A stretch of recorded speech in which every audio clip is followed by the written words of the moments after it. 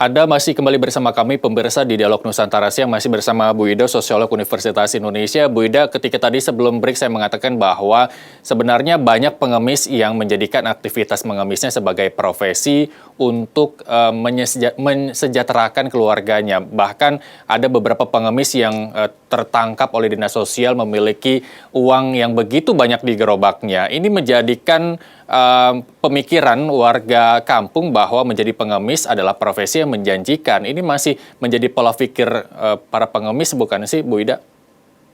Ya, di satu sisi memang bisa seperti itu gitu ya. Jadi yang tadi saya sampaikan bahwa masyarakat kita kan masih masyarakat yang bersifat imitating ya. Imitating itu artinya niru loh. Kalau yang itu berhasil, kenapa saya juga tidak melakukannya? Misalnya seperti itu.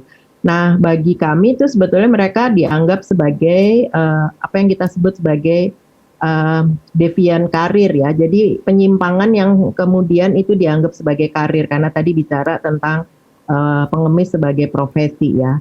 Nah, ini yang kemudian jadi tantangannya kita karena ketika bicara tentang kemiskinan itu bisa dilihat dari dua aspek kan. Yang pertama bisa karena faktor manusianya, lebih karena faktor kultural, etos gitu ya, sikap malas dan sebagainya gitu ya, cari pekerjaan-pekerjaan dalam tanda kutip yang dianggap tidak terlalu butuh usaha gitu ya. Tapi di sisi yang lain kemiskinan itu sebetulnya juga bisa karena faktor struktural di luar diri dia. Nah, ketika kita bicara bahwa pengemis menjadi profesi itu sebetulnya adalah karena faktor yang tadi gitu, faktor manusianya, faktor kultur ya.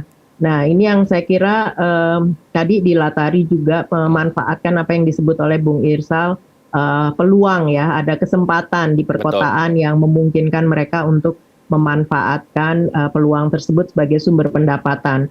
Dan bahkan kan sebetulnya beberapa waktu yang lalu sudah ada indikasi bahwa ternyata mereka di kampung itu mempunyai aset yang cukup luar biasa ya. Artinya ketika bicara tentang rumahnya tidak terkategori rumah yang sebetulnya masuk kategori miskin tidak permanen gitu ya. Betul. Tapi kan lumayan menunjukkan status sosialnya mereka ya yang cukup mampu misalnya seperti itu. Nah, hanya yang kemudian jadi sangat penting menurut saya jangan sampai anggapan bahwa ini tadi ya pengemis itu sebetulnya sebagian karena profesi itu merugikan kelompok yang lain yang tadi memang mengemis karena faktor ekonomi yang memang sangat membutuhkan ya. Nah, hanya harusnya sekali lagi menurut saya negara ini tidak ada seperti itu ketika sistemnya gitu ya bisa berjalan, apalagi kita tahu di setiap desa misalnya itu bisa lebih dari satu masjid, musola ya, yang kemudian mereka juga sebetulnya mengumpulkan dana-dana infak, sodako, ada basasna, ada bazasda dan sebagainya ya, belum lagi rumah-rumah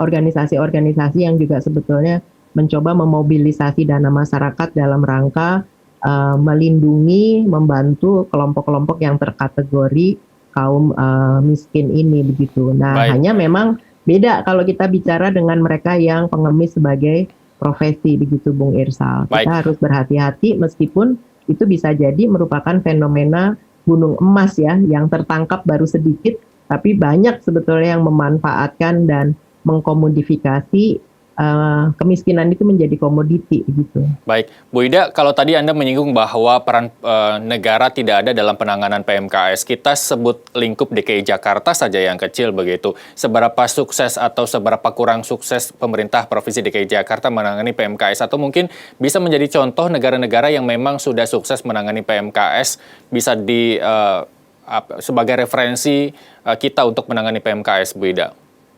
Ya, saya perlu luruskan bahwa saya sebetulnya bukan menyatakan tidak ada. Jadi sebetulnya pemerintah daerah dalam hal ini dinas sosial sudah mencoba ya melakukan dan bahkan memulangkan mereka kembali ke desa misalnya seperti itu. Tapi ini kan persoalannya kalau bagi kami secara sosiologis bukan persoalan individual begitu ya, kelompok satu wilayah tertentu, karena ini ada isu yang tadi saya bilang terus-menerus berpola sehingga kita harus melakukan terobosan yang memungkinkan bahwa akar masalahnya juga menjadi teratasi seperti itu gitu ya. Nah, karena kalau dia pulangkan dia balik lagi bisa dengan modus yang berbeda lagi dan sebagainya begitu. Karena tanpa ada ketegasan negara dalam hal ini gitu ya, bahkan tidak menimbulkan intervensi ataupun sanksi yang berikan tidak ada efek jera, itu kan jadi masalah juga begitu. Efek jera bukan hanya pada pelakunya, tapi juga bisa kepada warga di sekitarnya atau warga bahkan di lokasi yang lain. Nah, melalui apa? Misalnya bisa kita tayangkan kan di televisi, di media sosial, ini loh orang gitu ya. Nah, karena kita kadang-kadang ketika saya harus sampaikan ya akar masalah di sisi yang lain kan sebetulnya juga peluang ekonomi yang terbatas juga ya, Bung Irsal di daerahnya seperti itu. Karena kalau kita bicara tentang peluang ekonomi di desa-desa itu memang sekarang semakin terbatas sehingga tidak ada pilihan gitu ya untuk lakukan pekerjaan-pekerjaan yang kemudian dianggap lebih memungkinkan mereka mendapatkan pendapatan dan mensejahterakan mereka sendiri. Nah, oleh sebab itu tadi saya sampaikan bahwa harus ada sinergitas, kolaborasi antar satu pemerintah daerah dengan pemerintah DKI Jakarta. Kalau kita bicara tentang DKI Jakarta, pemerintah daerah dalam hal ini apa? Daerah di mana sebetulnya para pengemis itu berangkat gitu ya. Kita nyebutnya sender areanya begitu. Nah, Kota Jakarta kan sebagai tempat tujuan begitu. Itu yang pertama. Jadi harus ada koordinasi. Tanpa ada koordinasi kan kita sebetulnya bisa petakan dari data yang sudah ada ketika mereka ditangkap. Itu kan sudah teridentifikasi sebetulnya latar belakang mereka, daerah asalnya dan sebagainya.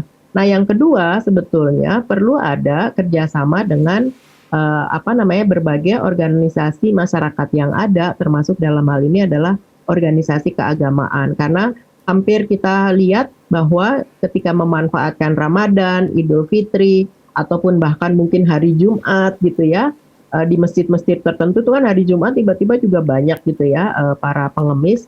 Nah, saya kira ini organisasi keagamaan yang perlu sebetulnya juga turun gitu di dalam mencoba memberikan saya kira nggak mungkin penyadar lah, pendampingan lebih tepatnya gitu, termasuk Basnasda gitu ya, Badan Amil Zakat Nasional ataupun organisasi-organisasi yang lain. Saya kira menjadi penting untuk bisa saling bekerja sama begitu. Karena memang dari segi jumlah kan cukup besar gitu. Apalagi di tengah pandemi COVID-19 ini tingkat kemiskinan semakin meningkat begitu Bu Ida ya, perlu perhatian serius dari pemerintah pusat dan pemerintah daerah untuk menangani hal tersebut. Tapi saya mau mungkin closing statement di akhir pembicaraan kita, menurut Anda bagaimana cara menyadarkan masyarakat begitu. Ada dilema, satu sisi kasihan kalau tidak memberikan sedikit rezeki yang kita punya. Satu sisi hukum di depan mata nih Bu Ida terkait dengan Undang-Undang Perda Nomor 8 Tahun 2007 tentang Ketertiban Umum yang memberikan pengemis akan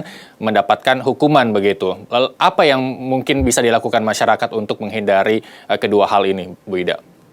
Ya, salah satu yang bisa dilakukan dari aspek budaya ya, itu sebetulnya kita mencoba mengedepankan itu ya, tangan di atas lebih baik daripada tangan yang di bawah. Itu kan harus terus-menerus sebetulnya disosialisasikan dan diajarkan sejak dini begitu. Kalau bahasa saya tuh sebetulnya menumbuhkan prosocial behavior, jadi perilaku prososial gitu ya. Dalam keadaan susah pun sebetulnya kita masih bisa membantu kan, tidak hanya dalam bentuk uang ya. Itu yang jadi penting itu dalam konteks intervensi, saya nyebutnya kultural ya, intervensi budaya yang harusnya dilakukan secara terus-menerus, yang tadi saya sampaikan bukan hanya orang tua, guru, tokoh agama, dan sebagainya. Nah, yang kedua ini yang saya kira juga utama ya, Bung Irsal, intervensi strukturalnya, aturannya memang udah ada, perdanya sudah ada begitu ya, tapi kalau kita lihat di traffic light, di jalan-jalan kan masih ada sebetulnya. Saya kadang-kadang dilematis juga gitu ya, mau memberi atau tidak gitu. Tapi karena saya tahu bahwa sebetulnya satu, bukan hanya karena ada aturan saya bisa kena sanksi, tapi ketika kita memberi itu sebetulnya kita mempertahankan mereka untuk tetap ada di jalan gitu. Itu yang sebetulnya harus difikirkan oleh kita, bukan karena rasa kasihan, apalagi kalau dia gendong anak, memanfaatkan difabilitas tubuhnya gitu ya.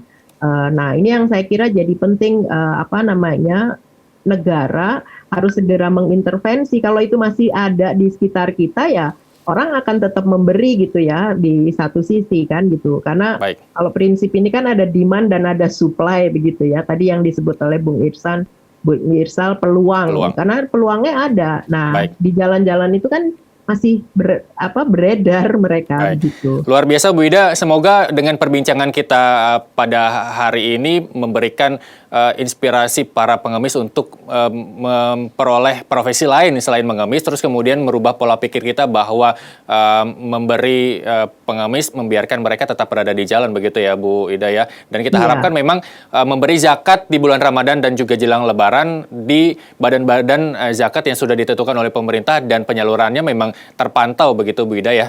Terima kasih Ya, Bu nah, Ida Ruwaidanur, saya kira Sosiolog itu juga Universitas catatan Indonesia yang telah bergabung penting ya. bersama kami di Nusantara TV.